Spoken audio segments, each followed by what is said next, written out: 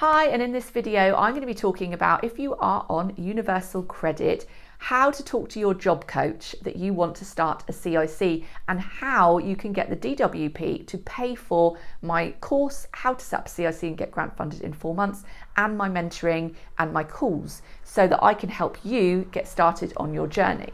So this has been tried and tested by previous members. I'm going to tell you more about it in this video. Before I jump into that, please hit the subscribe button and subscribe to this channel for everything to do with CIC, social enterprises and grant funding. So let's get into it. So here is my advice. So if you are somebody that is on Universal Credit and that you want to start a CIC or a social enterprise, you want to start your own, or you want to maybe you're an artist and you want to get Arts Council grant funding as an individual or as a CIC, then this video applies to you. Now, most of you will experience on Universal. So most of you that are on Universal experience will be talking to your job coaches, and job coaches generally will be pushing you towards employment. They'll be saying you need to be doing job searches, you need to be doing interviews, and they'll be sending you for interviews. But if that is not your intention, if that is not what you want to do, because say you are an artist or you want to be a social entrepreneur, then you need to be saying to them, no, I'm not going to be spending my time doing job searches and going to interviews, because that is not what I want to do as a career. I want to start a social enterprise, or I am an artist and this is what I want to do. So what you need to be saying to them is that time that you know that some people would be spending doing job searches, you are spending that time actually researching and doing training and partnering with people and doing community engagement work, etc., etc. You're going to be doing that work. So you need to just keep a record of all the work that you're doing to start your CIC. So for instance, you may have started with this channel, and you may also be doing different Google searches. As I said, you might be working with partners, or you might be wanting to get my mentoring or do my course. So those of course come at a cost, and the DWP will pay for my course. So my course is £99 and it basically guides you through the setup. So they will pay for that for you.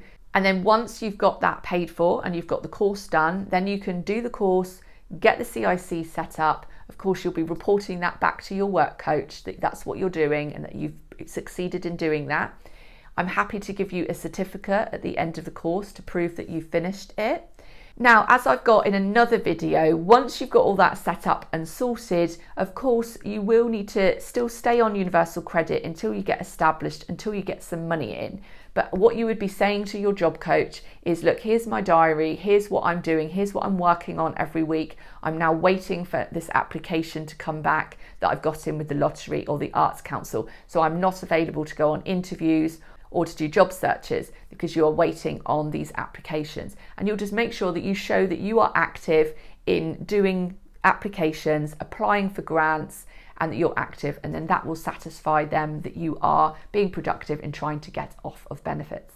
And the aim is that obviously during that time, you've got your grant funds in, you're working on obviously getting other income in for your CIC, and that at the end of it you'll be able to come off UC altogether, or you'll at least be able to have a part-time income from that, stay on UC, but actually work towards rising your income and reducing your UC over time. There is no rush. You don't have to get off UC in one hit. You can do it as a staggered system where over time, as your social enterprise grows, you're then able to reduce the amount of time that you're able to then reduce the amount of benefits that you're on.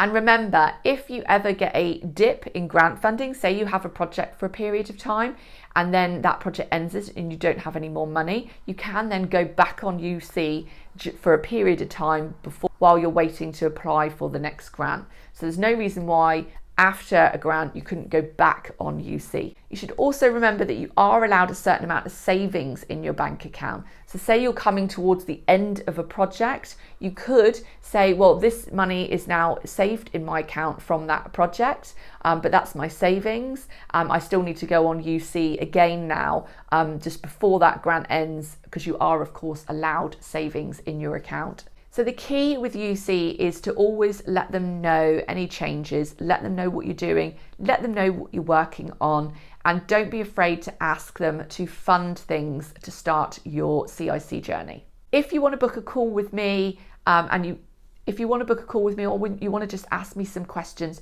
go over to my website, jump in the chat box, and I'm happy to answer them.